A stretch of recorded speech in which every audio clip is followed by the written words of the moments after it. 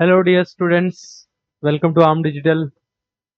इस वीडियो में अभी अपन नीट के पीआईक्यू सॉल्व करेंगे 2016 से लेके 2025 तक करंट इलेक्ट्रिसिटी के, जिसमें आपके हर टॉपिक्स के पीआईक्यू कवर रहेंगे। तो before your any exam, like अगर आप इंस्टीट्यूट के टेस्ट हो या फिर कोई भी कॉम्पिटिटिव एग्जाम हो, नीट के एग्जाम से पहले इन पीआईक्यूज को आप डेफिनेटली सॉल्व करके जाओ। और इस लेक्चर को एज अ डाउट लेक्चर की तरह लो कि अपन अगर आपको कोई क्वेश्चन में डाउट है तो इन क्वेश्चन को एज अ डाउट या फिर एज अ सॉल्विंग भी ले सकते हो। आप इसको सॉल्विंग की तरह पॉज कर करके क्वेश्चन को सॉल्व करेंगे, और जो भी क्वेश्चंस डाउट होंगे उसको भी अपन वन बाय वन देखेंगे। ठीक है, तो देखो, इसमें ऑलमोस्ट आपके 30 to 38 क्वेश्चन है। हमारे नीट के पीवाईक्यू में 30 to 38 क्वेश्चन है। ठीक है, 38 क्वेश्चन है। और अगर अपन देखें, इलेक्ट्रिसिटी से हर साल नीट में एक क्वेश्चन तो कंफर्म और दो क्वेश्चन भी आते ही हैं फिजिक्स में। ठीक है, तो इस क्वेश्चन का बहुत ज्यादा वेटेज है, इस चीज को अपन समझेंगे। अभी अपन इस लेक्चर में अराउंड 36 क्वेश्चंस को सॉल्व करेंगे। ठीक है, और वेटेज अगर देखें एज पर नीट पर्सपेक्टिव तो ये आपका हो जाएगा अराउंड 8 मार्क्स का। ठीक है, हर साल दो क्वेश्चन आते हैं। ठीक है, तो चलो देखते हैं, क्वेश्चन को स्टार्ट करते हैं। चलो स्टार्ट करें, चलो। तो पहला क्वेश्चन है, on the basis of electrical conductivity which one of the following material has a least resistivity. तो लीस्ट रेजिस्टिविटी की बात कर रहा है। तो देखो, वो अपन को बताना है इनमें से कौन सा मटेरियल लीस्ट रेजिस्टिव है। तो लीस्ट रेजिस्टिव मतलब जो जितने इजीली इलेक्ट्रिसिटी को कंडक्ट करा देगा। ठीक है, तो अपन को पता है जो रेजिस्टिविटी होती है वो क्या होती है, इनवर्सली प्रोपोर्शनल टू कंडक्टिविटी होती है। ठीक है, तो जिसका कंडक्टिविटी सबसे ज्यादा उसका रेजिस्टिविटी सबसे कम। ठीक है, तो इनमें से सबसे ज्यादा कंडक्टिविटी अगर देखें तो ग्लास है, उसके बाद सिलिकॉन है, जर्मेनियम है या सिल्वर है। तो सिल्वर इज अ मेटल, तो सिल्वर क्या कर सकता है, इजिली इलेक्ट्रिसिटी को कंडक्ट कर सकता है। और यहाँ पे कंडक्टिविटी ऑफ सिल्वर क्या हो जाएगा, सबसे ज्यादा हो जाएगा। तो अपन क्या बोलेंगे, कंडक्टिविटी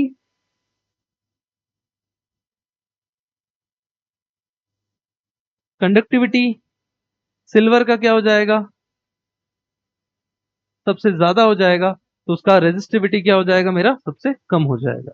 ठीक है, तो आंसर क्या हो जाएगा, सिल्वर।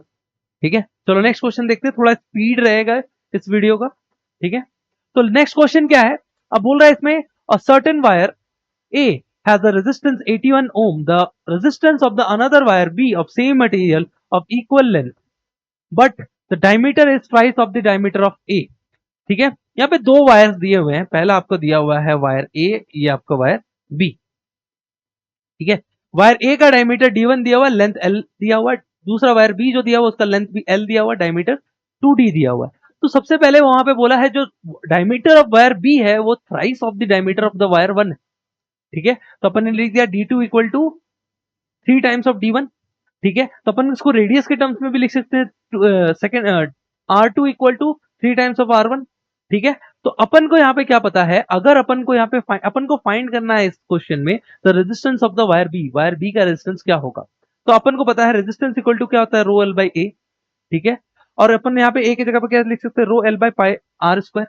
ठीक है, तो ध्यान देना, अगर दोनों वायर का रेजिस्टेंस अपन लेंथ सेम ले लेते हैं, ठीक है, दोनों वायर का अगर लेंथ सेम ले लेते हैं तो चेंज क्या कर रहा है, डायमीटर चेंज कर रहे हैं। तो अपन अगर बोले वायर 1 का जो रेजिस्टेंस हो जाएगा अपन वायर 2 का जो रेजिस्टेंस होगा that will be rho L by pi r 1 का स्क्वायर, और यहाँ पे rho L 1 by pi r 2 का स्क्वायर। तो यहाँ से क्या हो जाएगा, रो एल कट हो जाएगा और पाई भी कट हो जाएगा, आर टू पर चल जाएगा, आर वन चल जाएगा, तो r one by are two क्या हो जाएगा, small r two by r one का होल स्क्वायर। ठीक है, और आपको ये ऑलरेडी गिवन था, small r one by are two किसके बराबर हो जाएगा, small r one by are two. ठीक है, यहाँ पे r two by r one that will be equal to 3। यहां से तो अपन यहाँ पे अगर पुट कर देते हैं 3, तो हमारा क्या आ जाएगा, आर वन का वैल्यू कितना आया हुआ है ऑलरेडी। ठीक है, r two by r one कितना आया हुआ है मेरा, ध्यान देना, यहाँ पे ये ऊपर चला गया, ये नीचे। ठीक है, तो r two by r one मेरा कितने आ जा रहा है, यहाँ पे आर वन का वैल्यू आया हुआ है, आर वन आपका गिवन है दैट इज 81। ठीक है, और यहाँ पे r two by r one आया 3, तो r one by r one किसके बराबर आ जाएगा, यहाँ पे 1/3 का स्क्वायर। तो यहां से क्या आ जाएगा, 81/9, कट करेंगे तो कितना आ जाएगा, 9। ठीक है, कट करेंगे तो क्या आ जाएगा, 9 आ जाएगा। तो अपन को क्या पता चला, जो R2 का वैल्यू हो जाएगा दैट विल बी 9 ओम। ठीक है, उसका वैल्यू क्या आ जाएगा, 9 ओम। तो करेक्ट आंसर कौन सा हो जाएगा, ऑप्शन नंबर डी। ठीक है, चलो नेक्स्ट क्वेश्चन देखते हैं। नेक्स्ट क्वेश्चन में क्या बोल रहा है, the reciprocal of the resistance is, सबसे इजी क्वेश्चन पूछा था 2022 में, ठीक है। तो reciprocal of the resistance is, तो रेजिस्टेंस का रेसिप्रोकल क्या होता है, बताओ जल्दी भाई। कंडक्टेंस, ठीक है, सिंपल, रेजिस्टेंस का रेसिप्रोकल कंडक्टेंस, ठीक है। चलो नेक्स्ट क्वेश्चन देखें। हाँ, तो नेक्स्ट क्वेश्चन क्या है, यहाँ पे बोल रहा है copper wire of length 10 centimetre 10 metre and radius दिया हुआ है दैट इज 10 के पावर पे -2 अपॉन रूट पाई मीटर, ठीक है। तो diameter, the electrical resistance of 10, ठीक है, उसका इलेक्ट्रिकल रेजिस्टेंस दिया हुआ है।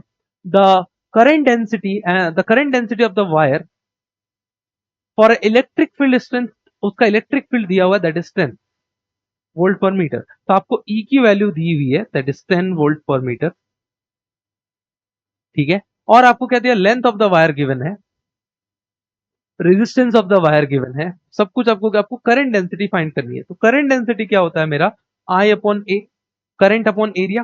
करंट को अपन क्या बोल सकते हैं, वोल्टेज अपॉन रेजिस्टेंस। अब वोल्टेज को क्या लिख सकते हैं, ई इलेक्ट्रिक फील्ड इनटू लेंथ, जिस लेंथ पे अपन उसको अप्लाई किए हैं वोल्टेज को। तो अपन को क्या पता है, यहां से एक रिलेशन पता है, dv by d r equal to क्या होता है, ई। तो अपन यहां से क्या लिख सकते हैं, डेल्टा वी जो हो जाएगा ई इंटू डी आर के बराबर हो जाएगा, तो उसी से अपन ने ये लिख दिया, ठीक है। अब अपन का क्या है, इलेक्ट्रिक फील्ड इनटू लेंथ, तो क्या by upon resistance into area. तो इलेक्ट्रिक फील्ड आपका 10 दिया हुआ है, तो ध्यान देना यहाँ पे 10, ठीक है। यूनिट ध्यान रखना यहाँ पे, सबसे इंपॉर्टेंट से यूनिट, लेंथ का यूनिट दिया हुआ आपको 10, रेजिस्टेंस आपको दिया हुआ है दैट इज 10 ओम, ठीक है।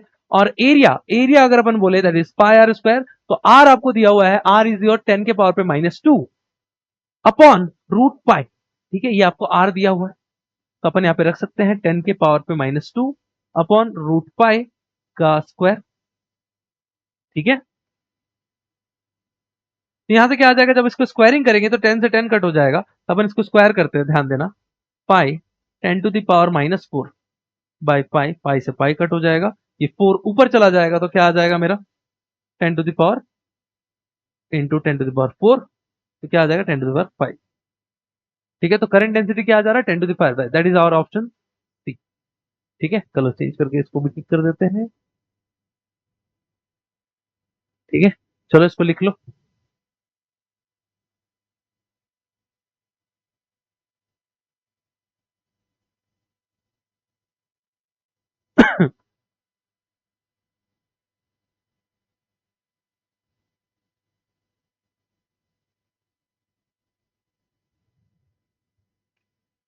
चलो नेक्स्ट देखे, नेक्स्ट क्वेश्चन क्या है, देखते हैं।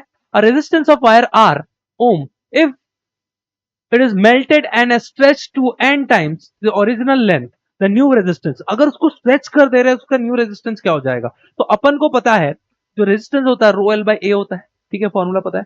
तो अगर स्ट्रेच कर रहे हैं, अगर मेल्ट कर रहे हैं, तो वो वायर का वॉल्यूम क्या रहेगा, कंजर्व रहेगा। इनिशियली जो वॉल्यूम रहेगी बाद में भी वही वॉल्यूम रहेगी। तो इनिशियली हमने माना जो वायर का लेंथ हो जाएगा वो L1 हो जाएगा, एरिया A1 हो जाएगा, बाद में L2 हो जाएगा, एरिया A2 हो जाएगा। तो उन्होंने बोला है स्ट्रेच करे कितने टाइम्स, n टाइम्स स्ट्रेच कर दे रहे। तो अगर अपन बोले L1 मेरा L लेंथ है और L2 उसको n टाइम्स स्ट्रेच कर दे रहे of the initial value, that will B n times of L, ठीक है। तो अपन अगर इसको पुट करते हैं इस जगह पर, तो ये क्या आ जाएगा मेरा, ये वैल्यू आ जाएगा। तो अगर अपन ऐसा बोल रहे हैं कि नीचे भी एक एल ऊपर भी एक एल मल्टीप्लाई कर दिए, तो हमारा रेजिस्टेंस क्या आ गया, रो एल स्क्वायर बाई ए, ये हमारा वॉल्यूम हो गया। वॉल्यूम हमेशा मेरा कांस्टेंट रह रहा है, ठीक है। तो अपन क्या बोल सकते हैं, जो रेजिस्टेंस हो जाएगा directly proportional to L square हो जाएगा, ठीक है। तो पहले उसका रेजिस्टेंस अपन को बताना न्यू रेजिस्टेंस, तो पहले उसका रेजिस्टेंस आर था और बाद में मान लेते हैं आर डैश हो गया, और तो उसका लेंथ क्या हो जाएगा, एल स्क्वायर हो जाएगा, तो बाद में उसका लेंथ कितना हो जाएगा, n times L square,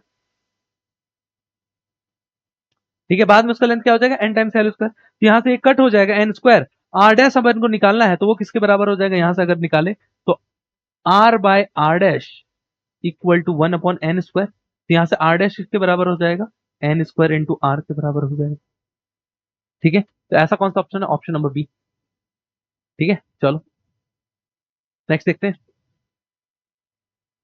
next question है, a uniform wire of diameter D carries carries a current 100 milliampere when the mean drift velocity of an electron is wire v.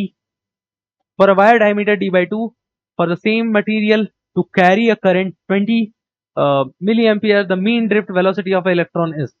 तो अपन को पता है जो ड्रिफ्ट वेलोसिटी होती है VD equal to I by A N e.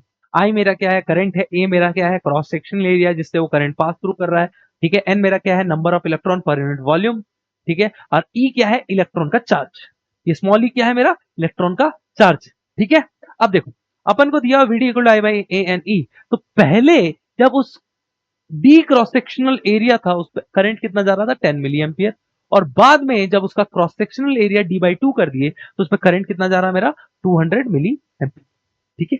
तो अपन ने क्या किया, तो देख अपन का number of electron per unit volume वो तो चेंज नहीं करेगा, वो तो सेम रहेगा, मटेरियल सेम है, ठीक है। तो अपन क्या बोलेंगे, जो वीडी है वो किसके प्रोपोर्शनल है, आई बाई एरिया के। तो एरिया को अपन क्या लिख सकते हैं, पाई डी स्क्वायर बाई टू लिख सकते हैं। एरिया मेरा क्या हो जाएगा यहाँ से, पाई डी स्क्वायर बाई 4, ठीक है। तो ये सब, ये वाला पार्ट तो कांस्टेंट अपन डी स्क्वायर डायरेक्ट लिख दी, ठीक है। तो अपन का क्या है, जो वॉल्यूम वेलोसिटी हो जाएगी आई बाई डी स्क्वायर हो जाएगी। तो जब इनिशियली उसका वेलोसिटी था कितना, 100 मिली एम्पियर, और उसका डायमीटर क्या था, डी स्क्वायर, डायमीटर डी था तो डी स्क्वायर। अब बाद में वी डैश हो गया तो उसके लिए अपन करंट दिया हुआ है 200 मिली एम्पियर, और उसका डायमीटर क्या हो गया, डी बाई टू का स्क्वायर। तो अपन ने क्या किया, इसको डिवाइड किया दिस अपॉन दिस, ठीक है। ये हमारा इक्वेशन 2 आ गया, हमारा इक्वेशन 1। तो अपन ने डिवाइड क्या दिया, इक्वेशन 2 को डिवाइड दिया इक्वेशन 1 से, ठीक है। तो देखो v dash by v equal to क्या आ जाएगा, 200 by d square by 100 into d by two, ठीक है। तो यहां से क्या आ जाएगा, 2 0 कट हो जाएगा, और इसको अपन क्या लिख सकते हैं, 2 by d square by d square, और नीचे एक 4 आ जाएगा, 4 ऊपर चला जाएगा, तो ये कट हो जाएगा, तो कितना आ जाएगा 8। तो अपन को क्या पता चला, v dash by v equal to 8, तो v डैश कितना आ जाएगा, 8 times of v, v dash कितना आ जाएगा, 8 टाइम्स ऑफ v। तो हमारा करेक्ट आंसर कौन सा, ऑप्शन नंबर बी, ठीक है। 2024 का नीट का ही क्वेश्चन था। ऐसा क्वेश्चन बहुत बार रिपीट होते हैं इसी फॉर्मूला पे बेस्ड, आपको ध्यान रखने हैं और बहुत सारे क्वेश्चन प्रैक्टिस करने हैं, ठीक है। चलो नेक्स्ट क्वेश्चन देखते हैं। नेक्स्ट क्वेश्चन देखो, सेम उसी पे ही क्वेश्चन आया हुआ है, कंटिन्यूअस उसी पे ही आएगा क्वेश्चन, ठीक है। तो ध्यान रखना क्या बोल रहा है, a copper wire of radius 1 millimetre contains इतना फ्री इलेक्ट्रॉन पर मीटर क्यूब, मतलब आपको उसका क्या दिया हुआ है, नंबर डेंसिटी दी हुई है, स्मॉल एन की वैल्यू दी हुई, ठीक है। तो drift velocity of free electron when 10 ampere current flow through the wire will be. तो आपको ड्रिफ्ट वेलोसिटी फाइंड करनी है। तो देखो ये आपको क्या दिया हुआ है, रेडियस ऑफ दैट वायर दिया हुआ है, तो इससे अपन एरिया निकाल सकते हैं। स्मॉल एन की वैल्यू दी हुई है, दैट इज 10⁻22, एंड इलेक्ट्रॉन्स का चार्ज आपको पता है, और करंट आपको दी हुई है, दैट इज 10। तो अपन क्या लिख सकते हैं, करंट की जगह पे 10 लिख सकते हैं। एरिया की जगह पे क्या लिख सकते हैं, ध्यान देना, करंट की जगह पे 10, एरिया की जगह पे क्या लिख सकते हैं, पाई आर स्क्वायर। आर का वैल्यू क्या हो जाएगा, यहाँ पे आर आपको 1 मिलीमीटर दिया हुआ है, तो अपन क्या बोल सकते हैं, आर इज योर 1 मिलीमीटर। इसको अपन अगर इसके ऐसा यूनिट में लिखेंगे तो क्या आ जाएगा, 1 इंटू 10⁻³ मीटर। तो आपका एरिया क्या हो जाएगा, area will be pi r square. इसका मतलब कितना हो जाएगा area, pi into 10⁻⁻6 metre square. तो अपन इसको रख देते हैं, पाई इंटू 10⁻⁻6। बचा क्या, एन, एन का वैल्यू कितना दिया हुआ, 10⁻22, ये आपका एन का वैल्यू दिया हुआ है। और आपका ई, ये आपका कितना हो जाएगा, 1.6 इंटू 10⁻⁻19, ठीक है। इसको आप कैलकुलेट करो, कैलकुलेट करके आपका आंसर चेक करो, तो देखो यहां से इसको कट हो जाएगा, 10⁻12 आ जाएगा, ठीक है। और फिर 10⁻12 को और इसको कट करोगे तो क्या, 10⁻6 आ जाएगा। इसको और इसको कट करोगे 10⁻13 आ जाएगा। 13 ऊपर चला जाएगा, तो हमारा क्या क्या फाइनल वैल्यू आ जाएगा, अगर देखें 10⁻13 माइनस था नीचे, ऊपर चला गया तो +13 हो गया, नीचे आया मेरा पाई, और बचा क्या मेरा 1.6। तो देखो ऐसा कुछ आ रहा है कि नहीं, ठीक है। अब इसको आप क्या कर सकते हो, 10⁻13 में किसी में भी नहीं दिया हुआ है, एक भी ऑप्शन हमारा नहीं है, करेक्ट है ना भाई, ठीक है। 10⁻13 में हमारा कोई भी एक भी ऑप्शन नहीं दिया हुआ है, तो अपन क्या करेंगे, इसको चेंज करेंगे, ठीक है ना, सब वैल्यूज सारे सही लिखे हैं, यस। एक बार फिर से कैलकुलेट करके देख लेते, रुको, चलो इसके फिर से एक बार देख लेते, कोई बात नहीं। आई आपका दिया हुआ 10, ए आपका कितना दिया हुआ, पाई इंटू 10⁻⁻6, एन आपका दिया हुआ 10⁻22, और यहाँ पे कितना हो जाएगा, 1.6 इंटू 10⁻⁻19। अच्छा अपन ने 10 को इससे माइनस कर दिया, तो वो हमारा गलत था भाई, ठीक है। तो यह 10 है ना, ठीक है। तो अपन क्या करेंगे, यहाँ पर 10⁻, एक 10 से इसको कट करेंगे 10⁻21 आएगा, ठीक है। इसको कट करेंगे तो 10⁻15 आएगा, और इसको कट करेंगे 10⁻⁻4 आएगा। ये ऊपर चला जाएगा तो क्या आ जाएगा, 10⁻4 अपॉन पाई, और यहाँ पे बचा क्या, 1.6। तो अपन क्या करते हैं, एक जीरो इसको दे सकते हैं, तो हमारा क्या हो जाएगा, 10 इंटू 10⁻3 अपॉन पाई इंटू 1.6। तो इसको आप कैलकुलेट कर लो, इसको आप कैलकुलेट कर लोगे, 10/1.6, 10/1.6 मतलब कितना आ जाएगा, अगर अपन देखें, ठीक है, 10/1.6 का वैल्यू निकालते हो, 10⁻4 में दिया हुआ है, ठीक है। तो इसको आप ऐसे लिख दो 10⁴ बाय पाई इंटू 1.6। तो जीरो का हटा के यहाँ 10 लिख दिया, तो इसको कट करते हैं, यहाँ पे कितना आ जाएगा 5, और यहाँ पे कितना आ जाएगा 8। ठीक है, सारा आंसर पाइज में ही दिया हुआ है 5/8। तो आप इसको कैलकुलेट कर लो, इसका फिर आपका आंसर आ जाएगा। तो 5/8, तो 5/8 का आप वैल्यू निकालो कितना आ जाएगा, देखो 5/8। तो यहाँ पे एक जीरो भी दे देते हैं, तो 5 × 50, यहाँ पे कितना आ जाएगा 4 के टेबल में, 4 के टेबल में आ जाएगा आपका, वो नहीं 5 बार में, 5 5 5 6 बार में 48। तो 0 2 0, तो 48 आ जा रहा, तो अप्रोक्सीमेट वैल्यू क्या आ जा रहा, 6 टाइम्स में आ जा रहा, 6.02 टाइम्स। तो आपका आंसर कौन सा हो जाएगा, 3 टाइम्स में, ये वाला ऑप्शन। ठीक है, क्योंकि एक जीरो अपन ने कैरी दिया था। ठीक है, देख लो यहाँ पे, इसको अपन ने क्या किया, 10⁴ नीचे पाई था और नीचे 1.6 था। इसको आप सॉल्व करो कैलकुलेट करके, आपका आंसर आ जाएगा। कैलकुलेशन तो आप खुद खुद से करना पड़ेगा। ठीक है, चलो नेक्स्ट क्वेश्चन देखते हैं। ठीक है, नेक्स्ट क्वेश्चन में क्या बोल रहा है, फॉर्मूला आपको बताना है, इनमें से कौन सा फॉर्मूला करेक्ट है। ठीक है, कौन सा किसे मैच कॉलम टाइप्स क्वेश्चन। ठीक है, तो आपको लेफ्ट कॉलम में एक कुछ फंडामेंटल वैल्यूज आपको दिए हुए, उसके साइड में उसका फॉर्मूला दिया, कौन सा किसको रिप्रेजेंट कर रहा है। ठीक है, तो ड्रिफ्ट वेलोसिटी, तो ड्रिफ्ट वेलोसिटी हमारा कहां से आता है, ड्रिफ्ट वेलोसिटी का हमें एक कॉमन फॉर्मूला पता है, ड्रिफ्ट वेलोसिटी हमारा आता है v/i/a/n/e। और अगर अपन इन टर्म्स ऑफ बताएं ड्रिफ्ट वेलोसिटी को, अपन जो टाइम के टर्म्स में फाइंड करते हैं, रिलैक्सेशन टाइम्स के टर्म्स में, तो वो क्या होता है, vd = acceleration into time. Acceleration मेरा क्या आ जाता है, e।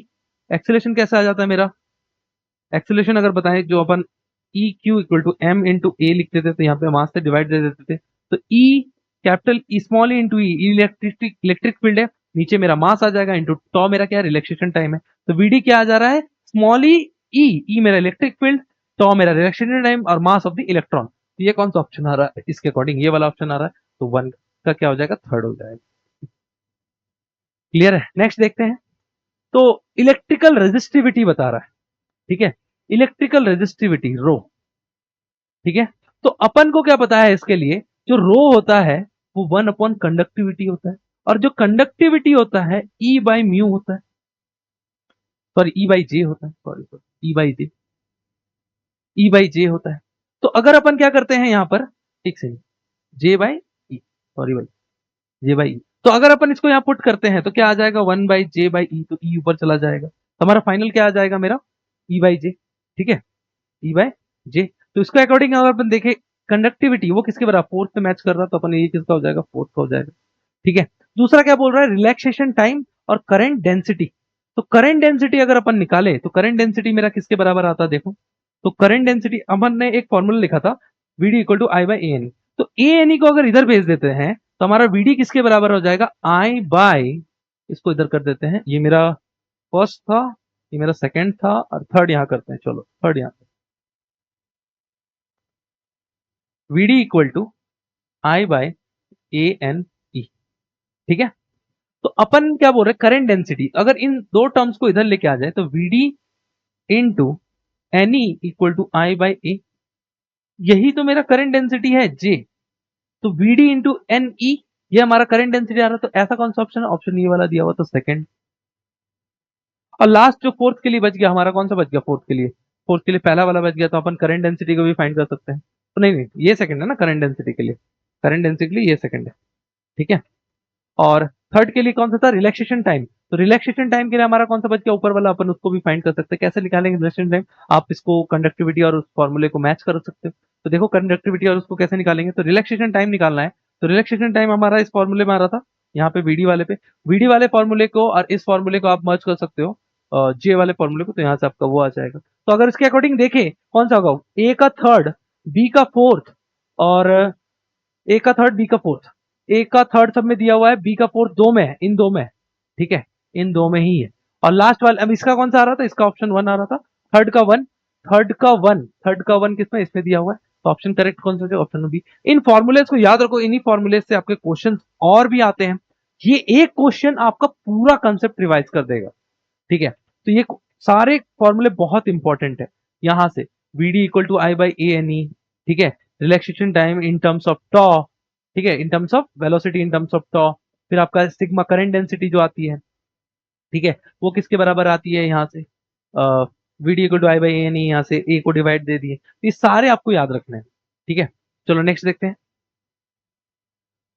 नेक्स्ट क्वेश्चन क्या है, बोल रहा है charge particle having a drift velocity given in electric field 3 into 10 power 8 and the mobility. तो मोबिलिटी क्या होती है, VD बाई ई के बराबर होती है। आपको क्या दिया हुआ है, ड्रिफ्ट वेलोसिटी आपको गिवन है और मोबिलिटी इलेक्ट्रिक फील्ड गिवन है। तो मोबाइल आपको ड्रिफ्ट वेलोसिटी अपॉन जो इलेक्ट्रिक फील्ड हो जाएगा वो क्या हो जाएगा, मोबिलिटी। आप इनको डिवाइड देके कैलकुलेट कर लो, आपका आंसर आ जाएगा। अब इसके बाद का आंसर तो आप कर सकते हो। ठीक है, तो अगर आप देखोगे इसको कट करो तो क्या आ जाएगा 2.5 और माइनस है, ये भी माइनस है, तो यहाँ पे 10⁻6 मोबिलिटी क्या आ जाएगा 10⁻6 में आ रहा है। देखो यहाँ पे 6 में है या -6 में है, ऑप्शन करेक्ट कौन सा हो जाएगा, ये वाला हो जाएगा। ठीक है, चलो नेक्स्ट। नेक्स्ट क्वेश्चन क्या बोल रहा है, the resistance of a platinum wire at 0 degree is 2 ohm and 6.8 ohm at 60 degree, the temperature coefficient of the wire. तो टेम्परेचर कोफिशिएंट होता क्या है, टेम्परेचर कॉफिशिएंट अगर किसी भी वायर कंडक्टर के केस में टेम्परेचर कॉफिशिएंट पॉजिटिव होता है, जब अपन कंडक्टर को हीट करते हैं तो क्या होता है, उसका रेजिस्टेंस बढ़ता है। तो फॉर्मूला क्या होता है, अगर टेम्परेचर इंक्रीज करने से change in resistance r equal to r not 1 plus alpha delta t. ठीक है, तो अगर यहाँ पे r not for 0 degree that is given that is 2 ohm. ठीक है, r not for 0 degree that is given that is 2 ohm और r not for 80 degree that is also given that is 6.8 ohm. ठीक है, तो अपन ने क्या बोला, यहाँ पे 2 ओम दिया हुआ है, यहाँ पे 6.8 ओम दिया हुआ है। तो फॉर 0 डिग्री अपन ने पुट कर दिया 2 और 80 डिग्री के लिए वो 6.8 दिया हुआ, रेजिस्टेंस बढ़ जा रही है। तो 1 plus alpha delta T, delta T क्या है, चेंज इन टेम्परेचर है। तो चेंज इन टेम्परेचर कितना हो जाएगा, 80 माइनस 0 दैट इज 80। यहाँ से अपन को कैलकुलेट करना है, इसको अगर डिवाइड दे देते तो यहाँ से क्या आ जाएगा 6.4। ठीक है, equal to 1 plus alpha delta t is 80। ठीक है, इधर आ जाएगा माइनस हो जाएगा 2.4 इक्वल टू अल्फा 80। तो अल्फा का वैल्यू निकालना है, तो अल्फा किसके बराबर हो जाएगा मेरा 2.4 बाय 80। ठीक है, तो इस जीरो को भी आप हटा सकते हो, इस साइड ला सकते हो, कट कर दोगे 3। अब आपका आंसर क्या आ जाएगा 3 इंटू 10 टू पावर -2। तो ये ऐसा ऑप्शन है, तो देखो 3 into 10 to power -2 option number C. ठीक है, तो ध्यान रखना है ऐसे। नेक्स्ट करें, चलो नेक्स्ट क्वेश्चन क्या है, as the temperature increases the electrical resistance.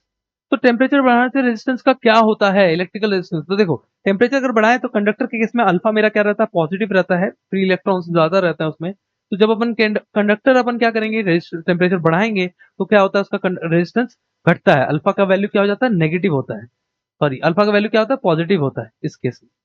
ठीक है, अल्फा का वैल्यू अगर पॉजिटिव हुआ तो अपन का फॉर्मूला क्या हो जाएगा, r dash equal to r not 1 plus alpha delta t के बराबर। तो ये वाला पार्ट क्या होगा, बढ़ेगा, तो ओवरऑल पार्ट क्या होगा, बढ़ेगा, तो हमारा आर डैश भी क्या हो जाएगा, बढ़ जाएगा।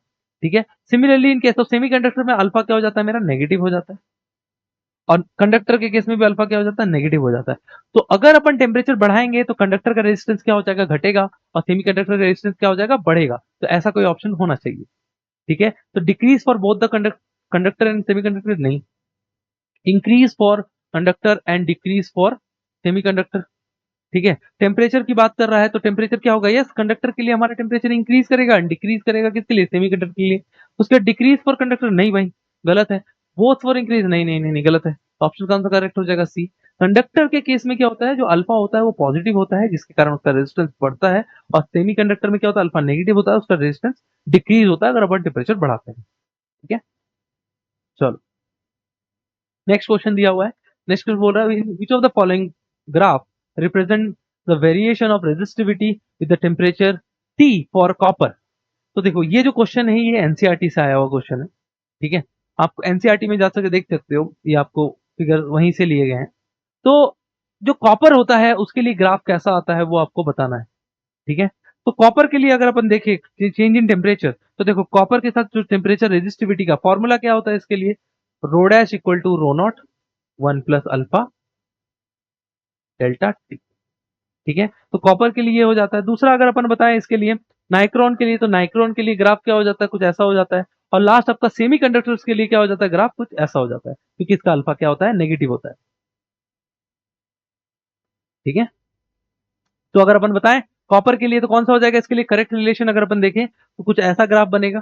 ठीक है, स्ट्रेट लाइन नहीं होगा, हमेशा कैसा ग्राफ होगा, ऐसा होगा, only for nichrome that is for straight line. ठीक है, तो रेजिस्टिविटी क्या हो जाएगा ऐसा, तो उसके अकॉर्डिंग आंसर कौन सा, करेक्ट आंसर बी। ठीक है, चलो नेक्स्ट देखें। ये आपको मेमोरी बेस्ड क्वेश्चन थे, ये आपको याद रखना है, एनसीईआरटी से आया हुआ था। तो मस्ट स्टूडेंट को इसीलिए बोलते हैं मस्ट रीड एनसीईआरटी। ठीक है, अगर आप नीट का प्रिपरेशन कर रहे हो तो आपको एनसीईआरटी रीड करना ही है, चाहे वो फिजिक्स हो, चाहे वो केमिस्ट्री हो, चाहे वो बायो। बायो तो बिल्कुल यार पढ़ जाना है पूरा लाइन टू लाइन, ठीक है, बट आपको फिजिक्स का भी एनसीईआरटी देखना है, आपको केमिस्ट्री का भी एनसीईआरटी देखना है। ठीक है, चलो नेक्स्ट क्वेश्चन।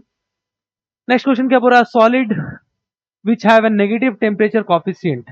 तो नेगेटिव टेम्परेचर कॉफिशिएंट देखिए कौन सा साल का है भाई, 2020 का, जो पता बता रहा हूँ उत्तर देर से। तो नेगेटिव किसका हो जाता है मेरा, इंसुलेटर एंड सेमीकंडक्टर का। पॉजिटिव किसका होता है मेरा, पॉजिटिव ओनली फॉर कंडक्टर का। ठीक है, चलो सही है, नेक्स्ट करें। अब उसके बाद बोल रहा है two heater A and B having a power of 1 kilowatt and 2 kilowatt, those are first connected in a series then in a parallel to fix power source, the ratio of the power output in the two cases। पहले उन दोनों को series में connect किया गया है और उन दोनों को उसके बाद पैरेलल में कनेक्ट किया गया, तो आपको रेशियो बताना है उनके पावर्स का। तो जब सीरीज में कनेक्ट करते हैं तो उसके लिए पावर क्या हो जाता है, मेरा हो जाता है P A plus PB by P A plus P A plus PB, sorry, आपको पावर गिवन है that is 1 kilowatt, A two आपको गिवन है, तो पावर फॉर सीरीज क्या हो जाता है P A into PV by P A plus PV. और फॉर पैरेलल उसके लिए क्या हो जाता है, डेरिवेशन अपन ने किया हुआ है इस फॉर्मूले का, पी ए प्लस पीवी। तो अगर आपको पावर गिवन है तो अपन पुट कर सकते हैं यहाँ पे वैल्यू 1 इंटू 2 बाई 1 प्लस 2, तो यहाँ पे क्या हो जाएगा 2/3, और यहाँ पे क्या हो जाएगा, दोनों को ऐड करेंगे 3। तो आपको उनका रेशियो लेना है P S plus P parallel. P S क्या है सीरीज के लिए, पी पैरेलल क्या है पैरेलल के लिए, पावर पैरेलल के लिए। तो सीरीज के लिए क्या आया था मेरा 2/3, और पैरेलल के लिए क्या आया था 3, तो यहाँ से क्या हो जाएगा 2/9। क्या हो गया, एक सेकेंड, हाँ 2/9, वो कभी कभी गड़बड़ा जाती है चीजें। ठीक है, तो 2/9 आ गया। देखो ऐसा ऑप्शन है, हाँ ऑप्शन है, ऑप्शन नंबर बी करेक्ट। ठीक है, चलो नेक्स्ट क्वेश्चन क्या बोल रहा है, two resistors of resistance 10 ohm and 200 ohm are connected in a parallel in the electrical circuit, the ratio of the thermal energy। तो दोनों का थर्मल एनर्जी का रेशियो बताना है, but to that 100/200 in the given time. ठीक है, तो आपको थर्मल एनर्जी का बताना है, तो अपन बोल सकते हैं अगर एनर्जी का बताना तो पावर भी अपन देख सकते हैं यहाँ पे। तो पावर क्या हो जाएगा इस बल्ब के अकॉर्डिंग अगर देखे तो देखो, इसके अगर पावर P1 है रेजिस्टेंस R1 हो जाएगा, इस पे पावर P2 है रेजिस्टेंस R2 हो जाएगा। ठीक है, दोनों को सेम वोल्टेज, तो इसके अक्रॉस भी वोल्टेज वही ड्रॉप हो रहा है, इसके अक्रॉस भी। तो इसके पहले वाले के लिए अगर पावर लिखे तो क्या हो जाएगा V²/R1, दूसरे वाले के लिए लिखे तो क्या हो जाएगा V²/R2, दोनों को डिवाइड देंगे P1/P2, वो किसके बराबर होगा R2/R1 के बराबर हो जाएगा। ठीक है, क्योंकि वोल्टेज क्या है दोनों केसेस के लिए सेम है, तो इसके अक्रॉस भी जितना वोल्ट ड्रॉप हो रहा है इसके अक्रॉस भी उतना ही ड्रॉप हो रहा है, तो पावर आउटपुट जो हो जाएगा अगर अपन देखें दैट विल बी V²/R1। ठीक है, तो अगर हीट की बात करता है, हीट एनर्जी की, तो अपन क्या बोल सकते हैं यहाँ पे H1 क्या हो जाएगा मेरा V²/R1 इंटू T1, और यहाँ पे H2 क्या हो जाएगा V²/R2 इंटू T2। ठीक है, आप ऐसे भी बोल सकते हो, तो डिवाइड दोगे तो H1/H2 आपको फाइंड करना है, जब सेम टाइम गिवन टाइम, तो दोनों के लिए टाइम भी सेम हो जाएगा। ठीक है, V भी कट जाएंगे तो बचेगा क्या R2/R1, तो R2 आपको गिवन है, R2 is your 200 and R1 is your 100। 0 0 2 cut हो गया, बचा 2:1, तो यहाँ पे आंसर क्या आ जाएगा 2:1। ठीक है, तो देखो क्वेश्चंस आते रहेंगे इस सर्किट रिलेटेड, जो भी है ना बहुत ज्यादा रिपीट होते हैं। ठीक है, तो बहुत प्रैक्टिस करो, हर एग्जाम से पहले ये क्वेश्चंस को सॉल्व करो। ठीक है, ये लेक्चर को मस्ट आप सेव करके रखो प्लेलिस्ट में, आपको बहुत बार काम आएगा। ठीक है, इसको as a question solving session भी ले सकते हो। ठीक है, आप क्वेश्चन को देखो, पॉज करके सॉल्व करो। ठीक है, नहीं बन रहे फिर इधर देख के सॉल्व करो। चलो नेक्स्ट क्वेश्चन है, नेक्स्ट क्वेश्चन क्या बोल रहा है, 6 similar bulbs are connected as shown in a figure with a DC source of EMF E and zero internal resistance, the ratio of the power consumed by bulb when all the bulbs are glow। पहले बोल रहा है सारे bulb जल रहे हैं। ठीक है, दूसरे में क्या बोल रहा है, रेशियो लेना है, if the situation when two bulbs of section A and क्या बोल रहा है, और हाँ the situation when two bulbs of section A and one bulb are glow. मतलब एक और सिचुएशन लिया है जिसमें बोल रहा है two bulb from section A and one from section B are glowing. ठीक है, मतलब एक वाले से इससे 2 ग्लो कर रहा है, इससे 1 ग्लो कर रहा है। तो अपन देखते हैं सबसे पहले, तो पावर अगर ये एक ही सोर्स से निकाल रहे हैं तो अपन यहाँ पे क्या बोलेंगे, तो पावर हो जाएगा क्या हो जाएगा V²/R इक्विवेलेंट। ठीक है, तो अगर अपन पहले वाले केस के लिए अपन अगर इक्विवेलेंट निकाले तो उसके लिए पूरा इक्विवेलेंट निकालेंगे, तो दिस पार्ट मस्ट भी क्या हो जाएगा R/3, और ये पार्ट क्या हो जाएगा मेरा R/3, क्योंकि देखो सभी R R R है, सभी का रेजिस्टेंस क्या दिया हुआ है R R, कुछ नहीं दिया हुआ, अपन अज्यूम कर सकते हैं R R R। तो अगर पैरेलल में होता है तो अपन क्या करते हैं n टाइम्स ऑफ R ले लेते, R/n ले लेते हैं, तो यहाँ पे हो गया, तो यहाँ पे आ गया R/3, और दोनों किसमें आ जाएंगे सीरीज में, तो हमारा रेजिस्टेंस पहले केस के लिए क्या आ जाएगा R equivalent for case 1 that will B R/3 plus R/3 2R/3। तो अपन क्या कर सकते हैं, यहाँ पे जो पावर हो जाएगा वो हो जाएगा मेरा V²/2R/3।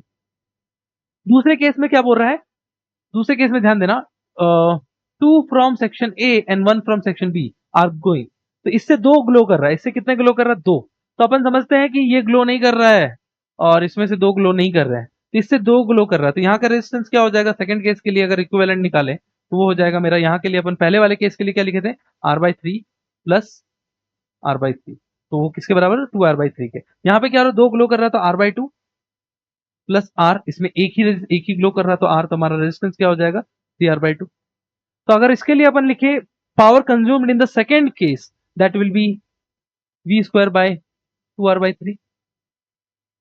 3R/2, सॉरी यहाँ पे 2/3 है, सॉरी गलत दिख गई यहाँ पे R/2, ठीक है, इन दोनों को ऐड करेंगे तो R/2 प्लस R 3R/2, ठीक है, तो यहाँ पे क्या आ जाएगा मेरा 3R/2 आ जाएगा, दोनों को डिवाइड दे देंगे, P1/P2 अपन डिवाइड दे देंगे, यहाँ से क्या आ जाएगा R final minus R initial, तो R फाइनल मेरा क्या था मेरा 3R/2 और R इनिशियल क्या था 2R/3, तो R से R कट हो जाएगा, 3 ऊपर चल जाएगा तो 9:4। तो देखो कोई ऐसा ऑप्शन है कि नहीं 9:4, यस 9:4, 4:9 दिया हुआ है, तो हड़बड़ी में मत कर देना गड़बड़ी, नहीं तो हो जाएगा गड़बड़, ठीक है 9:4, क्लियर है ये, ठीक है, ये नीचे वाले का ऊपर चला जाएगा, रेसिप्रोकल में आ रहा तो नीचे वाले का ऊपर, ऊपर वाले का नीचे से आता है, ठीक है।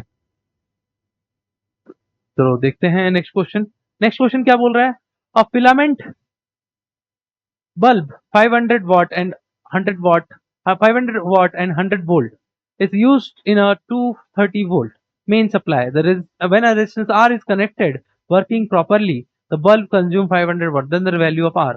तो अगर उसको देखो क्या बोल रहा है, एक बल्ब है जिसका रेटिंग दिया हुआ है 500 वॉट एंड 100 वोल्ट पे वो ऑपरेट हो रहा है, ठीक है, अब बोल रहा है कि उसको कनेक्ट किया गया मेन सोर्स 230 वोल्ट से, 230 वोल्ट से कनेक्ट किया गया, तो बोल रहा है उसको कनेक्ट करने के कारण जब उसको कनेक्ट कर रहे हैं और उसमें एक आर रेजिस्टेंस लगा रहे हैं उसके साथ में सीरीज में, तो वो जो बल्ब है वो परफेक्टली वर्क कर रहा है और वो कंज्यूम कर रहा है 500 वॉट, ठीक है, तो अगर अपन बोले अगर वो 500 वॉट कंज्यूम कर रहा है, ठीक है, तो अपन क्या कर सकते हैं उसका रेजिस्टेंस फाइंड कर सकते हो, तो रेजिस्टेंस क्या आ जाएगा, वो 100 वॉट पे ऑपरेट होता है, तो अपन बोल सकते हैं power equal to V²/R, are को ऊपर कर दिए पी, आर को ऊपर कर दिए पी को नीचे कर दिए, ठीक है, तो यहाँ से क्या आ जाएगा R इक्वल टू V²/P, तो V आपको दिया हुआ है कितना 100 दिया हुआ है, तो 100 का स्क्वायर करेंगे तो क्या 10⁴, और पावर क्या नीचे पावर है 500, तो यहाँ से अपन ने रेजिस्टेंस निकाल लिया दैट विल बी 20 ओम, ठीक है, तो आपको क्या पता चला एक सर्किट है जिसमें ये जो बल्ब है ये 100 वॉट कंज्यूम कर रहा है, इसका रेजिस्टेंस 20 है, और एक अननोन रेजिस्टेंस है आर है जिसके कारण लगाने से ये परफेक्टली वर्क कर रहा है,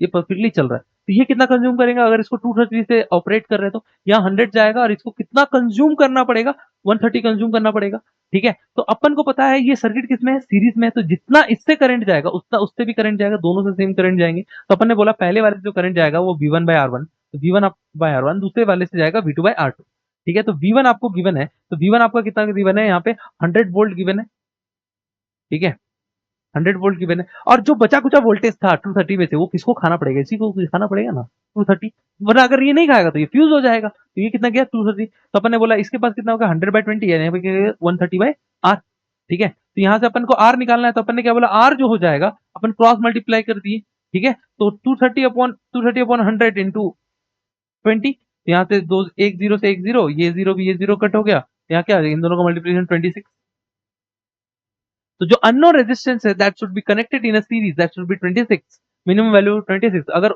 नहीं कनेक्ट करते हैं परफेक्टली वर्क कर रहा है, ठीक है, परफेक्टली वर्क का मतलब एग्जैक्ट उतना ही पावर कंज्यूम कर रहा है जितना उसका रेटिंग, ठीक है, तो उतना ही पावर कब कंज्यूम करेगा जब उसको उतना वोल्टेज मिलेगा, दूसरा वाला जो बल्ब है वो इससे अगर 230 में से 130 अगर खुद कंज्यूम कर लेगा तो बाकी बचा कुछ वोल्टेज किसके लिए बल्ब के लिए छोड़ेगा, तभी वो परफेक्टली वर्क करेगा, ठीक है, तो unknown resistance should be connected in a series that should be 26 Om Om, ठीक है, नेक्स्ट क्वेश्चन देखते हैं।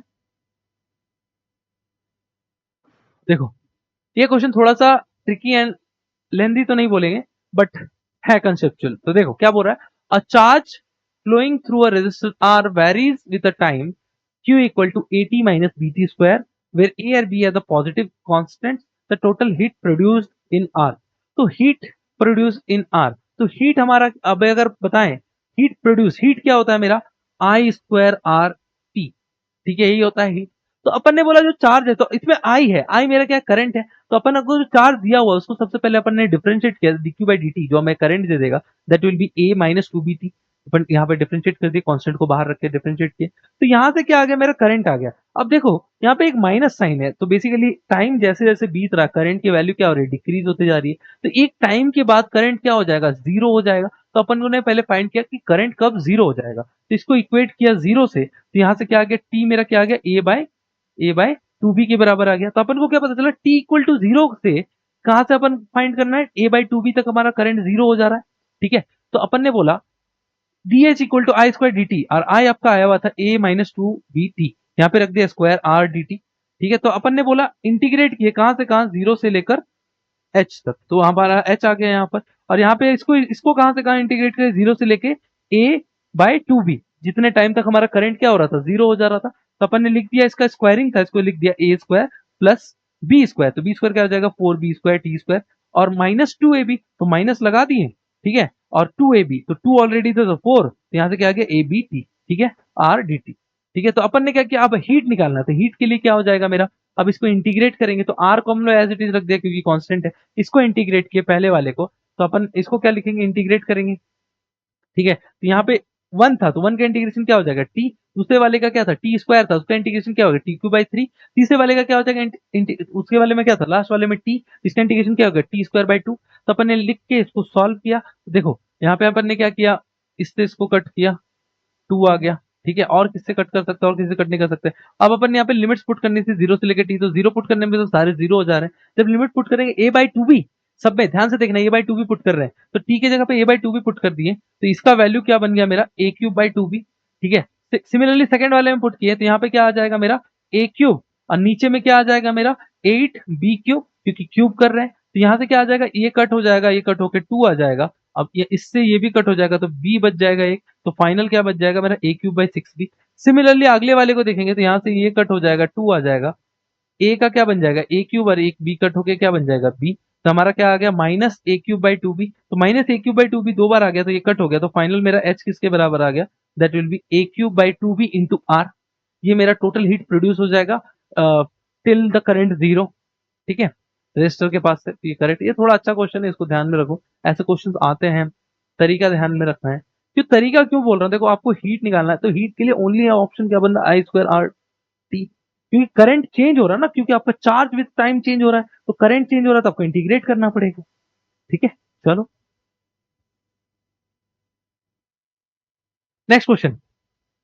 हाँ, थोड़ा पानी पी लेते हैं यार, ये तुम ट्राई करो यार, बना हुआ है लेकिन तुम ट्राई करो।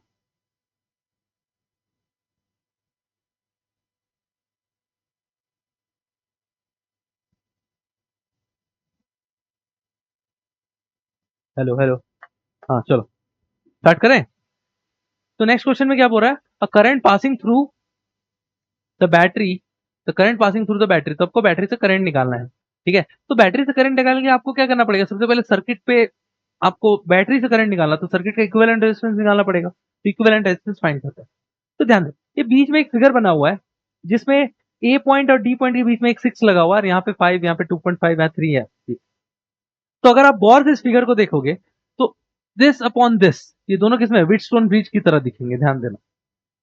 जो ये पॉइंट जंक्शन पॉइंट है, उसको अपन ने नाम दे दिया जंक्शन पॉइंट, ये वाला ए है, और उसका अपोजिट डी, यहां से ये कनेक्ट हो रहा है।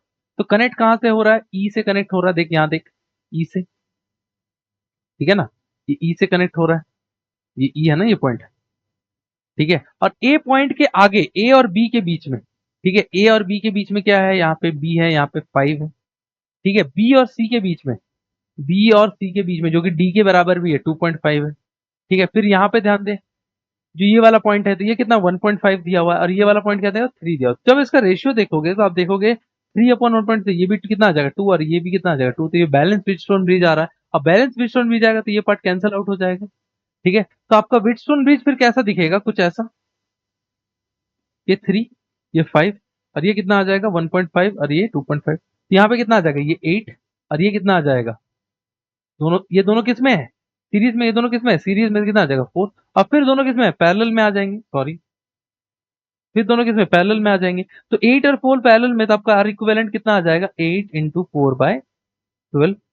यहाँ से कट करते हैं तो कितना आ जाएगा 8/3, कितना आ जाएगा 8/3। तो आपको क्या पता चला, जो ये व्हीटस्टोन ब्रिज वाला पार्ट है, इसका इक्विवेलेंट कितना आ रहा है 8/3, तो अपन जो बोलेंगे व्हीटस्टोन ब्रिज वाला क्या आ जा रहा है 8/3।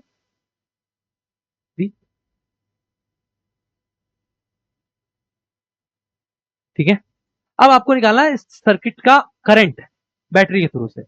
ठीक है, तो अगर अपन आर इक्विवेलेंट निकालते हैं तो आर इक्विवेलेंट क्या हो जाएगा पूरे ओवरऑल सर्किट के लिए, वो हो जाएगा 8/3 प्लस, यहाँ पे 1/3 प्लस 1.5, और लास्ट आपका कितना दिया हुआ है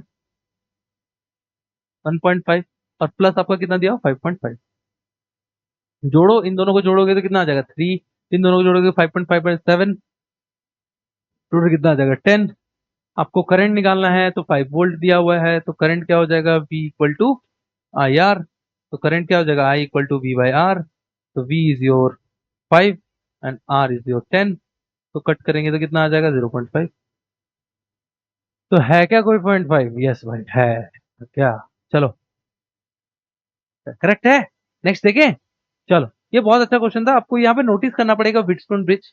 ठीक है, तो व्हीटस्टोन ब्रिज में कंडीशन क्या होती है, जो उसके आर्म्स का रेशियो रहता है वो अगर बराबर रहेगा, तो जो व्हीटस्टोन ब्रिज का जो बीच वाला ब्रांच है, ठीक है, उससे कोई भी करंट फ्लो नहीं करेगा, वो डिस्कनेक्ट हो।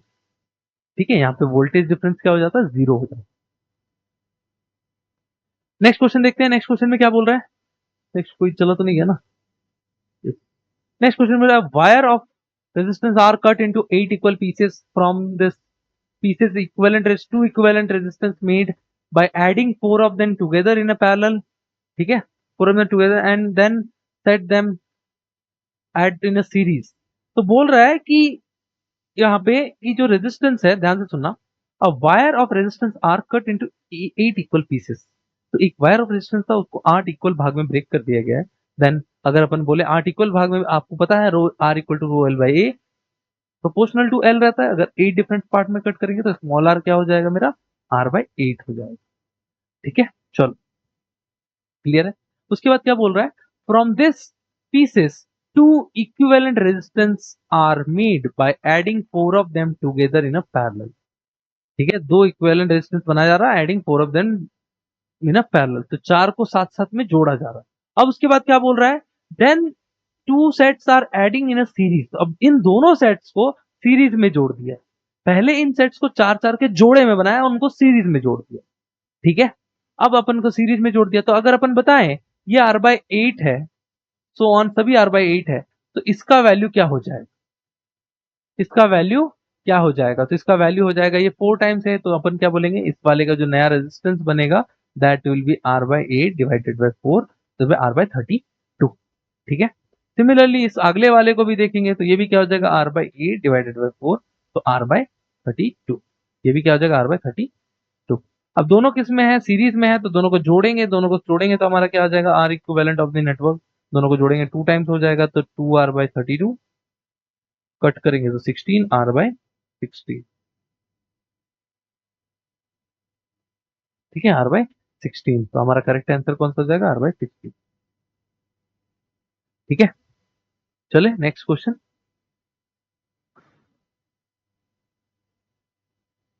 तो नेक्स्ट क्वेश्चन क्या बोल रहा है, uniform metal wire of length L has 10 ohm resistance, now their wire stretched into 2L to bend to form a perfect circle, the equivalent resistance across arbitrary diameter of the circle।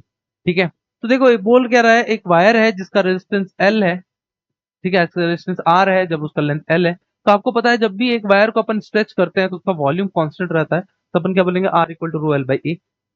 ठीक है, अब यहाँ पे L L multiply कर दीजिए, volume बन गया, और ये क्या बन गया मेरा एल स्क्वायर बन गया, तो प्रोपोर्शनल टू एल, तो एल क्या बोल रहा है 2L कर दे रहा है, तो जो नया वाला रेजिस्टेंस हो जाएगा R डैश, वो क्या हो जाएगा 4 times of rho L square by b. ठीक है, तो यहाँ पे 4L², तो ये मेरा वैल्यू किसके बराबर है, आर के बराबर, तो आर डैश किसके बराबर है, 4 टाइम्स ऑफ आर के बराबर है। आर की वैल्यू आपको गिवन है दैट इज 10, तो अपन क्या लेंगे 4 इंटू 10 दैट इज 40। ठीक है, तो आपको क्या पता चला, जो नया वायर बनाया गया है दैट इज 40। तो ठीक है, तो अगर अपन उस वायर को, ये वायर है इसका रेजिस्टेंस 40 था, अब इस वायर को क्या किया, आपको चेंज किया गया एक सर्कल में, और इसके डायमेट्रिकली अपोजिट पॉइंट्स के अक्रॉस आपको क्या किया ना, रेजिस्टेंस निकालना। तो अगर डायमेट्रिकली अपोजिट, तो ऊपर वाले हिस्से का अगर अपन देखें, ठीक है, ऊपर वाले हिस्से का देखें तो ये वाला रेजिस्टेंस कितना हो जाएगा 10 ओम, और सिमिलरली नीचे वाले हिस्से का देखें, तो नीचे वाले हिस्से का देखें तो ये भी क्या हो जाएगा मेरा 10 ओम, सॉरी 20 ओम, ये 20 बाई हाफ ऑफ ब्रेक होगा ना 20 ओम। तो अब 20 और 20 किस में है, पैरेलल में है, क्योंकि इस पॉइंट का पोटेंशियल ए है, बी है, दोनों से में पोटेंशियल में, तो अपन आर इक्विवेलेंट क्या बोल सकते हैं मेरा 20 इंटू 20 अपॉन 40। तो यहां से क्या आ जाएगा मेरा 400 अपॉन 40, कट कर देंगे तो क्या आ जाएगा 10 ओम। तो आपका जो नया रेजिस्टेंस आ जाएगा इस वाले, अगर सर्कल बनाने के बाद डायमेट्रिकली अपोजिट पॉइंट से फाइंड करते हैं, तो इक्विवेलेंट रेजिस्टेंस क्या आ जाएगा मेरा 10 ओम। ठीक है, नेक्स्ट क्वेश्चन, ट्राई करो भाई इसको।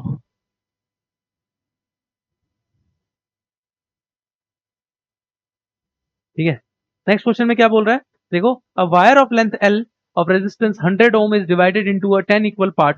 फर्स्ट 5 पार्ट, जैसा अभी थोड़ी देर पहले एक क्वेश्चन करा था वैसा ही है।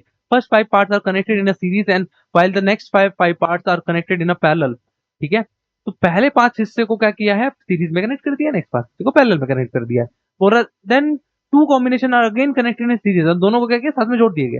तो अगर अपन बोलते हैं पहले का रेजिस्टेंस अपन शुरू में था उसको 10 इक्वल पार्ट में बांटेंगे, तो जो नया रेजिस्टेंस बनेगा दैट विल बी 10 टाइम्स, उसको डिवाइड कर देंगे तो 10 हो जाएगा। ठीक है, सबको साथ में जोड़ा है, तो इक्विवेलेंट रेजिस्टेंस क्या हो जाएगा 5 इंटू 10 हो जाएगा, तो यहां से कितना आ जाएगा 50 ओम। अब अगर इनको पैरेलल में जोड़ दिया सभी को, तो पैरेलल के लिए अपन को पता है आर इक्विवेलेंट जो हो जाता है वो हो जाता है मेरा, सब अगर सेम रेजिस्टेंस हुआ तो आर बाई एन, तो आर आपका 10 है, एन का वैल्यू 5, तो अपन कट करके 2 निकाल लेंगे। और अगर इन दोनों को, मतलब इस नेटवर्क वन और नेटवर्क टू दोनों को अगर साथ में सीरीज में जोड़ दिया जाए, तो दोनों क्या आ जाएंगे सीरीज में, तो आर इक्विवेलेंट क्या आ जाएगा मेरा 50 प्लस 2 दैट इज 52। ठीक है 52, तो 52 कौन सा है, ऑप्शन नंबर बी। ठीक है, बहुत इजी सा सीरीज पैरेलल का क्वेश्चन है, तो देखो ऐसे क्वेश्चन ट्राई करते रहो, सीरीज पैरेलल के बहुत ज्यादा रिपीट होते हैं। ठीक है, नेक्स्ट देखें, चलो नेक्स्ट क्वेश्चन क्या बोल रहा है, 10 resistors each of resistance are connected in a series to a battery of EMF P and negligible internal resistance. Then they are connected in a parallel to a same battery, the wire. तो बोल रहा है पहले उन wires को are resistance से connect किया, are battery से कनेक्ट किया, उसका रेजिस्टेंस आर था। ठीक है, अब बोल रहा है उन्हीं वायर्स, अब उसको क्या किया पैरेलल में कनेक्ट किया गया। ठीक है, बोल रहा है 10 रेजिस्टर्स है each of resistance connected in a battery and neglect the internal resistance, then they are connected in a parallel to a same battery. ठीक है, तो increase in the current is increase by n times. Obviously अगर parallel में connect करेंगे तो हमारे resistance की value घट जाएगी। ठीक है, तो अगर अपन बोले जब वो सीरीज में थे तो हमारा वैल्यू क्या हो जाएगा, आर इक्विवेलेंट हो जाएगा मेरा एन टाइम्स आर, क्योंकि सब साथ में रहेंगे, तो आई वन करंट देगा ई बाई 10 टाइम्स आर। ठीक है, जब पैरेलल में रहेगा तो हमारा आर इक्विवेलेंट क्या हो जाएगा मेरा आर बाई एन, तो उसमें हमारा करंट क्या हो जाएगा, अब करंट हो जाएगा मेरा ई बाय आर, आर मेरा क्या हो जाएगा आर बाय 10। अब वहां पे बोला है जो करंट है वो बोल रहा है एन टाइम्स इंक्रीजेस, तो आई टू मेरा क्या हो जाएगा n times of I one. ठीक है, तो यहाँ पे आई वन की जगह पे क्या ला था ई बाय 10 आर, तो अपन रख सकते हैं n equal to E by 10 R equal to E by ऊपर 10 और नीचे R, R R E cut हो जाएगा 10 ऊपर, तो एन किसके बराबर आ जाएगा 100 के बराबर आ जाएगा। ठीक है, 100 के, तो हमारा करंट जो हो जाएगा वो क्या हो जाएगा 100 टाइम इंक्रीज हो जाएगा, तो करेक्ट आंसर कौन सा ऑप्शन होगी। ठीक है, चलो नेक्स्ट देखें, तो फिर से एक इक्विवेलेंट रेजिस्टेंस निकालने का क्वेश्चन है, बहुत इंपॉर्टेंट क्वेश्चन है। ठीक है, ये लेडर सीरीज पे बेस्ड है, तो देखो क्वेश्चन को अपन समझते हैं इससे पहले। तब equivalent resistance of the infinite network is given below. ठीक है, तो आपको इसका इक्विवेलेंट रेजिस्टेंस बताना है, तो देखो इस क्वेश्चन को बड़े ध्यान से समझना। आपको एक नेटवर्क दिया हुआ है जो कि इन्फिनाइटली रिपीट फोन एक्सटेंड होते जा रहा है, कभी खत्म ही नहीं हो रहा। ठीक है, तो आपको इसके लिए निकालना है equivalent resistance across A and B, हमने ए और बी डिनोट कर दिया। तो देखो इस क्वेश्चन को अप्रोच कैसे लेते हैं उस चीज को समझो। तो देखो जब भी अपन ऐसा नेटवर्क देखे तो ये क्वेश्चन क्या हो रहा है, रिपीट होते ब्लॉक्स रिपीट होते जा रहे हैं। तो अगर अपन क्या करते हैं, अगर इस पार्ट को अपन छुपा देते हैं तो आपको क्या दिखेगा, इस पॉइंट के आगे वाला जो हिस्सा है, इस पॉइंट के आगे वाला हिस्सा सेम उसी की तरह दिखेगा, लगेगा ही नहीं कि पीछे में कोई पार्ट है। ठीक है, तो अपन ने क्या बोला, इस पॉइंट के बाद वाले हिस्से को अगर अपन देखते हैं तो सेम वैसा ही दिखेगा। तो क्या अपन ऐसा बोल दे, इस पॉइंट के जो आगे वाला हिस्सा है फिर से इसी सर्किट को रिपीट कर रहा है। तो अपन क्या बोल दे कि जो सर्किट है ए और बी, ये तो रेजिस्टेंस है, हमें फाइंड करना है आर ए बी, वन का वन नीचे वन और ये वाला पार्ट वन, लेकिन इसके आगे वाला ये वाला जो हिस्सा है यहां से, ठीक है, ये बिल्कुल फिर से स्टार्टिंग के जैसा दिख रहा है। तो अपन ने क्या बोल दिया, फिर से इसका जो इक्विवेलेंट रेजिस्टेंस हो जाएगा वो किसके बराबर हो जाएगा, आर ए बी के बराबर। ठीक है, फिर से रिपीट करता हूं, ध्यान से एक बार सुन लेना आप लोग फिर से। ये नेटवर्क दी हुई है, यहाँ पे आपको एक हमने लाइन इसको ढक दिया, तो अपन को क्या पता चला, फिर से वैसा ही दिख रहा है नेटवर्क। तो अपन ने क्या बोल दिया, यहाँ का जो रेजिस्टेंस हो जाएगा वो क्या हो जाएगा, फिर से आर ए बी के बराबर हो जाएगा। तो आपको नेटवर्क कुछ में ऐसा मिल गया। तो अपन को ये दोनों दिख रहा है आपको साफ पैरेलल में है, तो अपन ने क्या किया, इन दोनों को पैरेलल में लिख दिया, जो कि पैरेलल का फॉर्मूला होता है वन अपॉन करके। तो हमारा क्या आ जाएगा, one into R A B plus one plus R A B. ठीक है, अब देखो ये अपन को आर ए बी निकालना है, तो अपन क्या बोल सकते हैं, आर ए बी जो हो जाएगा, आर ए बी जो हो जाएगा, लिखा था भाई, हाँ, आर ए बी जो हो जाएगा पैरेलल उनका सम्स के बराबर हो जाएगा। तो R A B equal to क्या हो जाएगा, this plus this plus this. तो अपन ने लिखा दिस प्लस उन सबको लिख दिया one plus R A B by one plus R A B plus one. ठीक है, तो अपन ने इसको पहले ऐड किया, वन प्लस वन टू, फिर अपन ने इसको मल्टीप्लाई किया नीचे से ऊपर दोनों में। तो जब इसको अपन क्या करेंगे, इससे और इससे मल्टीप्लाई करेंगे, देखो इसको सबसे पहले इससे मल्टीप्लाई करें तो R A B plus R A B का स्क्वायर, इससे मल्टीप्लाई करेंगे तो हमारा क्या हो जाएगा, टू टाइम्स, यहाँ पे two times R A B. तो अपन ने इसको सब राइट हैंड साइड में, तो हमारा इक्वेशन आ गया। तो इक्वेशन क्या आ गया मेरा, आर ए बी का square minus two R A B minus two. अब क्वाड्रेटिक इक्वेशन आ गया, आप इसको सॉल्व कर सकते हो। क्या सॉल्व करोगे, आपको आर का वैल्यू क्या होता है, minus B plus minus under root B square minus four AC by two A. ठीक है, तो देखो जब अपन ऐसा लेते हैं तो हमारा प्लस माइनस आ रहा है। तो अपन को अगर यहाँ पे अगर डाउट आता है कि सर एक सेकंड, कि सर, अरे यार क्या हो गया, बैग आएगा क्या, हाँ एक सेकंड, यस, कि सर यहाँ पे प्लस वाला ही क्यों ले रहे हो, माइनस वाला क्यों नहीं ले रहे हो। तो देखो माइनस वाला अगर लेते तो ओवरऑल रेजिस्टेंस क्या हो जाता है, नेगेटिव आ जा रहा है, तो कभी पॉसिबल है नहीं। तो अपन क्या लेंगे, प्लस वाला लेंगे, तो two plus two root three by two. ठीक है, आप इसको सॉल्व कर सकते हो, क्वाड्रेटिक आपको सॉल्व करना आता है। देखो अपन यहाँ पे बी का वैल्यू लेके माइनस, तो अपन क्या हो जाएगा प्लस प्लस। अब अंडर रूट क्या हो जाएगा, बी स्क्वायर माइनस फोर इसी, तो बी स्क्वायर क्या आ जाएगा मेरा, इसका स्क्वायर, तो इसका स्क्वायर क्या हो जाएगा, फोर माइनस फोर ए सी। ठीक है, ए का वैल्यू कुछ नहीं दिया हुआ है, उसका वैल्यू दिया हुआ दैट इज टू।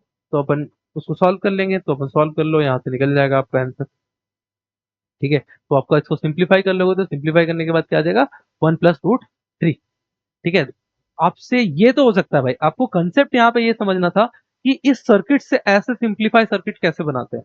ठीक है, तो ये आपको ध्यान रखना है।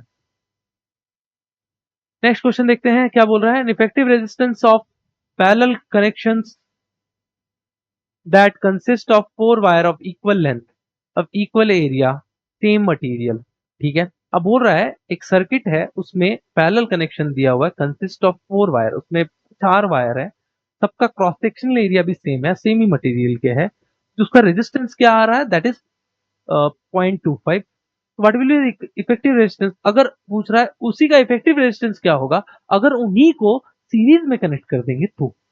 ठीक है, तो अपन ने पता है for parallel that is equal to this upon this. तो अपन क्या बोलेंगे, अगर सबको यहाँ पे आ जा रहा है पैरेलल, तो अपन क्या बोलेंगे, चार इतने हैं, कितने सारे कनेक्ट किए, चार, तो अपन ने बोला एक का रेजिस्टेंस होगा आर और टोटल रेजिस्टेंस क्या आ रहा है 0.25। तो अपन ने क्रॉस मल्टीप्लाई कर दिया, तो आर का वैल्यू क्या है, वन ओम। तो एक रेजिस्टेंस का वैल्यू क्या आ रहा है, वन ओम। अगर सबको पैरेलल में जोड़ेंगे तो हमारा क्या आ जाता है, R equivalent n times are.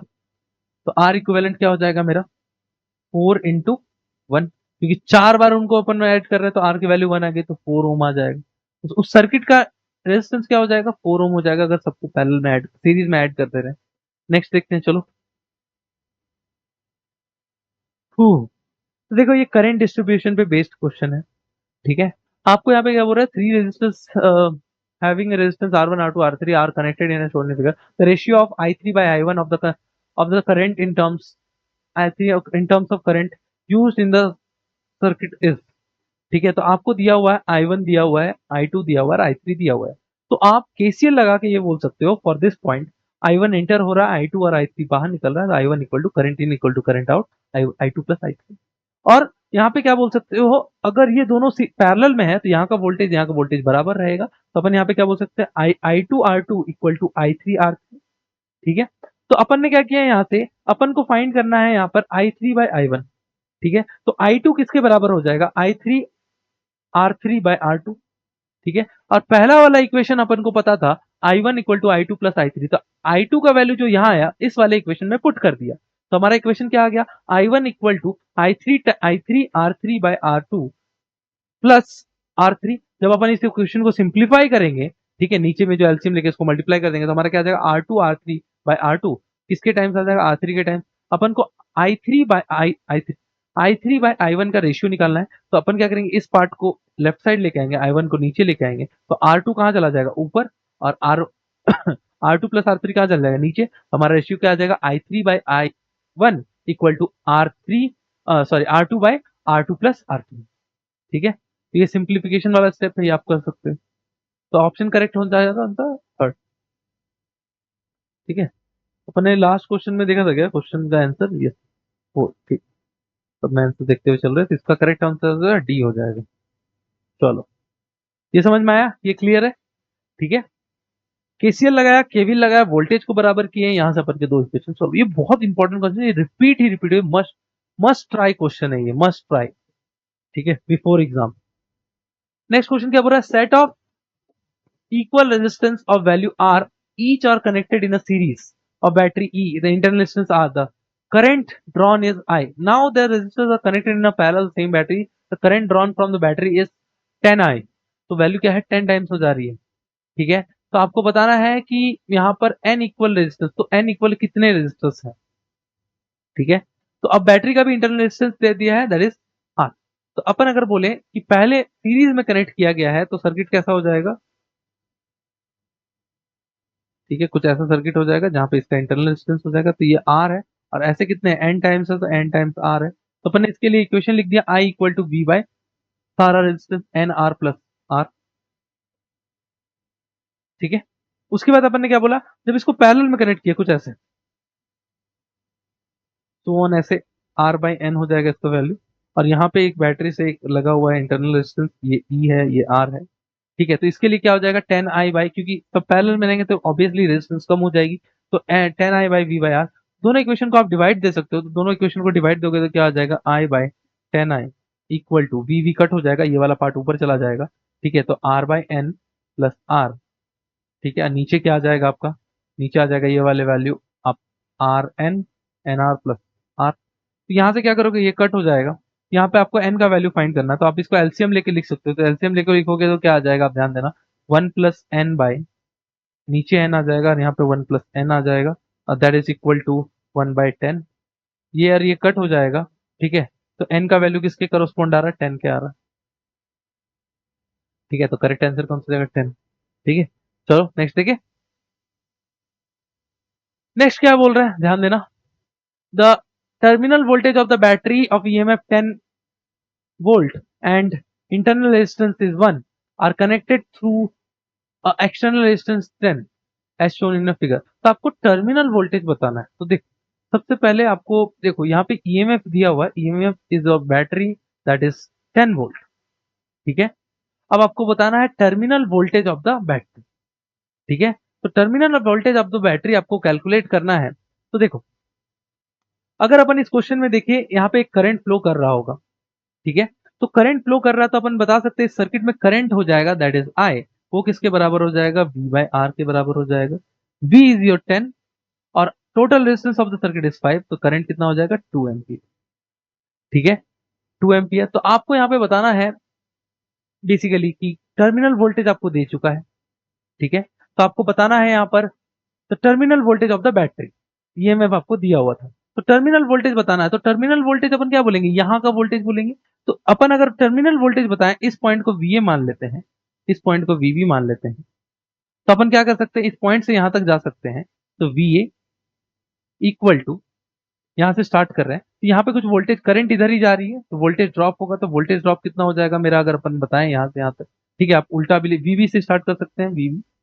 ठीक है, वीबी से स्टार्ट कर सकते हैं, तो यहाँ से क्या आ जाएगा मेरा, बताओ, वीबी माइनस 10, इधर जा रहे हैं अगेंस्ट द करंट, तो प्लस हो जाएगा, यहाँ पे क्या आ जाएगा मेरा I into R that is 2 into 1 2 equal to क्या आ जाएगा VA।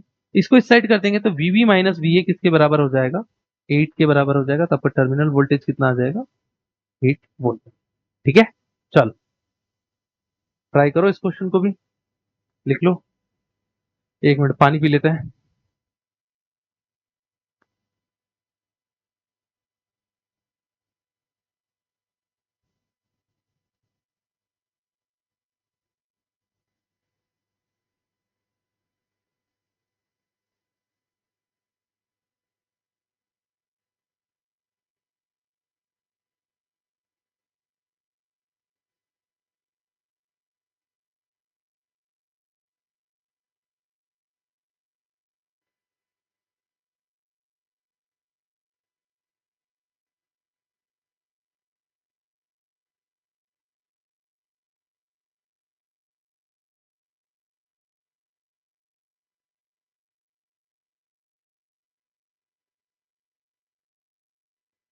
चलो रेडी, नेक्स्ट क्वेश्चन देखते हैं।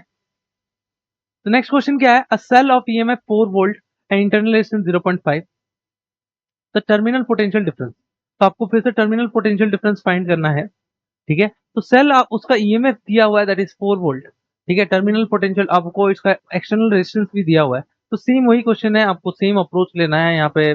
मैं इस क्वेश्चन को सॉल्व नहीं कर रहा हूँ, आप खुद ही सॉल्व करो इस क्वेश्चन को सेम अप्रोच लेके। तो आपको नेट रेजिस्टेंस फाइंड करना है। तो नेट रेजिस्टेंस क्या हो जाएगा 7 और 0.5 को ऐड करेंगे दैट इज 8 ओम। ठीक है, तो करंट निकालेंगे that is V by R. V is your 4।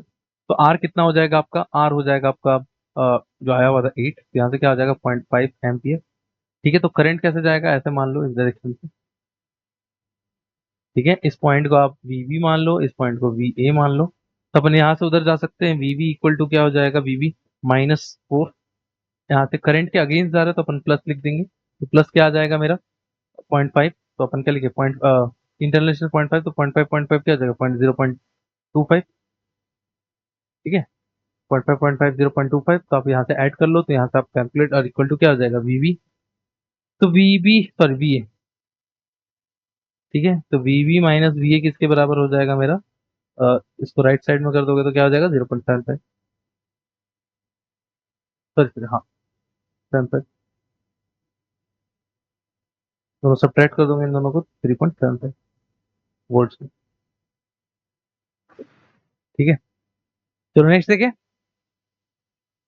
तो नेक्स्ट क्वेश्चन क्या बोल रहा है, सेम उसी पे बेस्ड है, magnitude and the direction of the current. तो मैग्नीट्यूड बताना, मैग्नीट्यूड बहुत इजी है। आप क्या करो यहाँ पे सिंपल, आप जितना भी इक्विवेलेंट बैटरी है इसका इक्विवेलेंट बैटरी ले लो, वो क्या आ जाएगा 5 वोल्ट। और टर्मिनल जो हायर बैटरी इसका डायरेक्शन इधर है प्लस साइड, तो अपन इसको प्लस साइड ले लेंगे।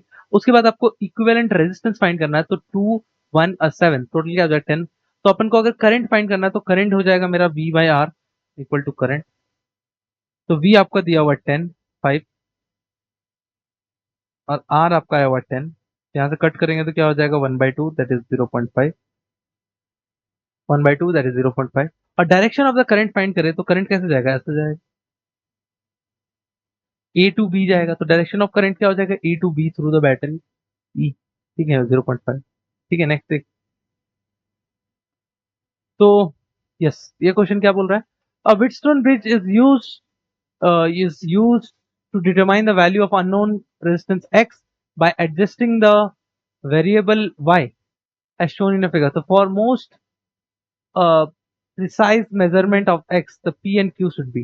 तो मोस्ट प्रिसाइज मेजरमेंट के लिए हमारा क्या होना चाहिए, जो ये वैल्यूज होने चाहिए ये कंपेरेबल होने चाहिए, बहुत ज्यादा डिफरेंस नहीं होने चाहिए। इनका रेशियोज क्या होना चाहिए, कांस्टेंट होना चाहिए हमेशा, कंपेरेबल। तो यहाँ पे क्या बोल रहा है कि करके देखो option, option should be approximate equal equal और स्मॉल।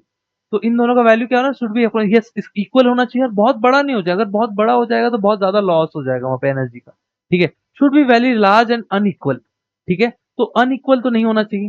ठीक है, शुड बी इक्वल, इक्वल जितना ज्यादा ये इक्वल होगा उतना ज्यादा इस वैल्यूज को अपन एडजस्ट कर पाएंगे। यही हमारा व्हिटस्टोन ब्रिज का प्रिंसिपल बताता है।